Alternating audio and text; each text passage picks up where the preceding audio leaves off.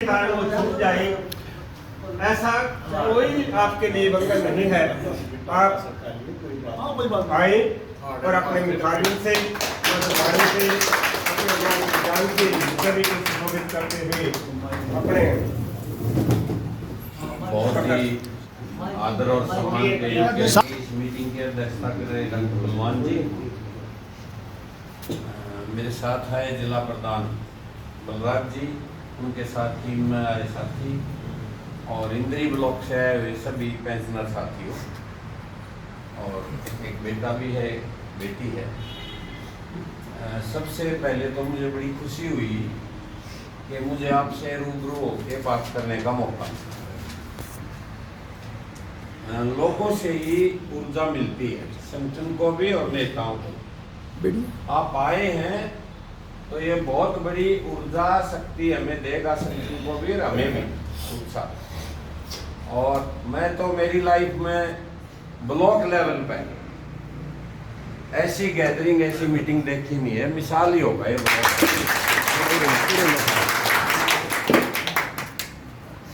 थोड़े 500 एग्जैक्ट तो आड़ है। हाँ, लेकिन अंदाजा मुझे लगता है कि 80 से ज्यादा आदमी होंगे बैठे।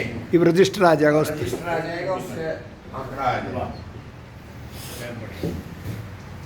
साथियों, कुछ बैकग्राउंड आंदोलन की अपने संगठन के साथी बलराज ने रखी।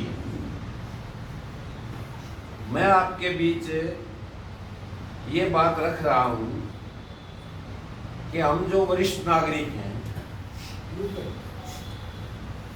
उनका कहीं कोई खाता सरकार के रजिस्टर में, सरकार की नजरों में है या नहीं है। आप सभी देख रहे हो, जब आदमी बुजुर्ग हो जाता है, पेंशनर हो जाता है, तो घर में, रिश्तेदारी में, खुद में, फ्रेंड सर्कल में उसकी सीमाएं हो जाती हैं। कुछ तो शारीरिक दिक्कत की वजह से, कुछ मानसिक दिक्कत की वजह से, और कुछ समय बहुत माड़ा आ गया। जो सामाजिक बंधन टूट रहे हैं, परिवार में जिस ढंग की टूटन है, समाज में जिस ढंग की टूटन है, वो और बड़ी समस्या हमारे सामने खड़ी कर देती है। हम लोग अपनी मांगों के लिए लड़ रहे हैं। बलराज ने बताया भी लड़ाई के अपने 5-7 सर, आप शामिल हैं उन सब में। बात ये है साथियों के 12-13 साल से हम भी देख रहे थे, साथी ये कह रहे थे मांग पूरी नहीं हो रही, सरकार बात नहीं कर रही। हमने उसको तोड़ा, बातचीत हुई हमारी, उस बातचीत की मिनट्स निकली, वो हमारे पास पहुंची जून में, 22 जून को। हमने पढ़ के देखा तो सभी मांगों पर सरकार का नकारात्मक रुख है। हमने दोबारा चीफ सेक्रेटरी से कहा कि आपने सामने बात करो, पेटा भरो हमारी मांग का। अगर हमारी मांग नाजायज है हम छोड़ देंगे, और जायज है तो सरकार लागू क्यों नहीं करती? क्या दिक्कत है? क्या हम इस देश के वोटर नहीं है? क्या हम इस देश के नागरिक नहीं है? और नागरिक हैं तो जो नागरिक को सुविधाएं मिलती है, वो सारी सुविधाएं हमें मिलनी चाहिए। हमारा जो बुढ़ापे का जीवन है वो किसी के सामने भी के रूप में नहीं हो, बहुत सम्मानित, बहुत क्वालिटी की लाइफ हो हमारी, क्योंकि हमने अपने जीवन का जो बेस्ट टाइम है 18 से 58 वो सरकारी सेवा में, देश की सेवा में, जनता की सेवा में दिया है। उसके बदले में सरकार का समाज की जिम्मेवारी है कि हमारा जो सामाजिक सुरक्षा है बुढ़ापे की,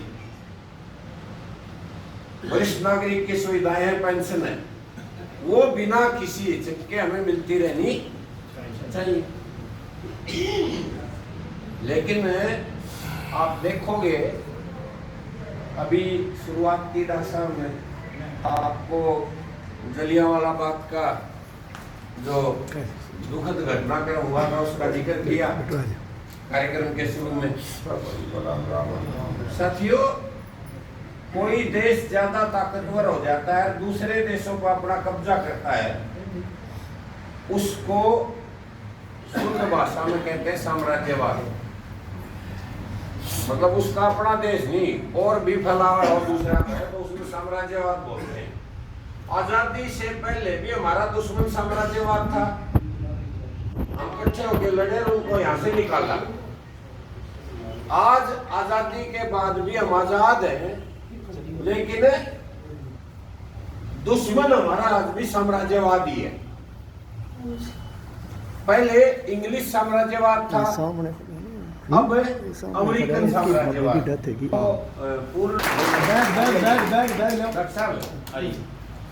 आप आओ प्रधान जी, बहुत बढ़िया। कोई नहीं, मजबूरी तो किसी गेल भी हो जाए, कोई नहीं। ठीक ठीक है बेटा, कोई नहीं, ओके। हमारा यो है देश है, सबकी अपनी सीमाएं हैं, सबकी अपनी सरकारें हैं, सब संप्रभु।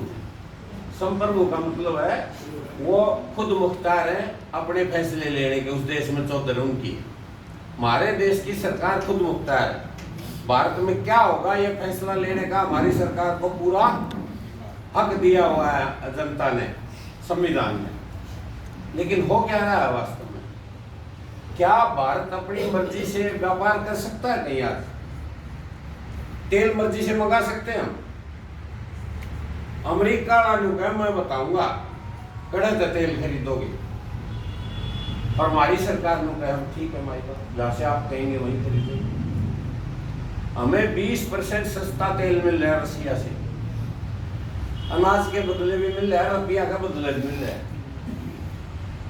वो नहीं लेना, हम कहेंगे वहां से लें। 20% महंगा देंगे, अनाज के बदले नहीं देंगे, रुपया के बदले नहीं देंगे, डॉलर के बदले देंगे, पूरा भुगतान करना होगा। रशिया गलत से बाद में कर दो, साल 6 महीने में, तो कौन सा समझौता ठीक है भाई? रशिया वाला ठीक है ना? लेकिन हमारी सरकार को मजबूर कर दिया और आगे कर दिया। अगर आप लोगों ने मेरी बात नहीं मानी तो मैं 50% टैरिफ लगा दूंगा, मतलब जुर्माना ला दूंगा। टैरिफ का मतलब ये तो क्या वास्तव में हमारा देश और हमारी सरकार संप्रभु हुई? नहीं। ऐसे ही दुनिया के कुछ देशों पर सीधा हमला कर दिया। अभी देख रहे हो ईरान का हमला हो रहा है। ईरान का क्या खोट है? उसके 2 खोट है। एक तो उसकी धरती का तेल है, प्राकृतिक संपदा है, ये वापस की बात उनका है भाई, अपने कोनी घाट से आप बाहर मंगावा। और दूसरा खोट जो है वो उसकी कोनी मानता। उन्होंने कहा मेरी मर्जी, एक बूंद जरा बेचूंगा, जो सब बेचूंगा। अमेरिका ने कहा मैं कब्जा करूंगा, तेल की कंपनी मेरी होंगी, हम बेचेंगे। उसने स्वीकार को नहीं, तो बहाना करके कि तो हथियार बना रहा है परमाणु, हमला कर दिया। अभी वो रुका हुआ है 15 दिन के लिए, लेकिन उससे पहले भिन्न